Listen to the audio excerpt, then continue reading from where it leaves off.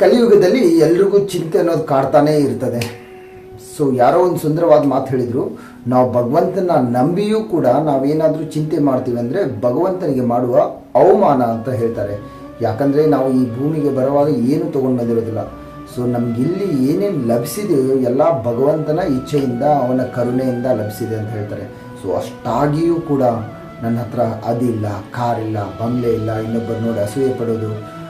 So ಚಿಂತೆ ಮಾಡ್ತಾ ಇದ್ದೀವಿ ಅಂತಂದರೆ ನಾವು ಭಗವಂತನಿಗೆ ಮಾಡುವ ಅವಮಾನ ಅಂತ ಹೇಳ್ತಾರೆ. ಹಾಗಾಗಿ ಈ ಪುಣ್ಯ ಜನ್ಮವನ್ನು ಪಡೆದಿರೋದಕ್ಕೆ ಭಗವಂತನಿಗೆ ನಾವು ಕೃತಜ್ಞರಾಗಿ ಯಾವುದೇ ಕಾರಣಕ್ಕೂ ಚಿಂತೆ ಮಾಡದೆ ಎಂಥದೇ ಪರಿಸ್ಥಿತಿಯಲ್ಲಿ ಇರಲಿ, ನೀನು ಹೇಗಿರ್ತೀಯೋ ಹಾಗಿರ್ತೀನಪ್ಪ ಭಗವಂತ ಅಂತ ಹೇಳ್ತಾ ಭಗವಂತನ ಮೇಲೆ ನಂಬಿಕೆ ಇಟ್ಟು ಖುಷಿಯಿಂದ ಜೀವನ ಮಾಡ್ತಾ ಹೋದರೆ ಖಂಡಿತ ಭಗವಂತನ ಅನುಗ್ರಹ ಆಗುತ್ತೆ ಅಂತ ಹೇಳ್ತಾರೆ.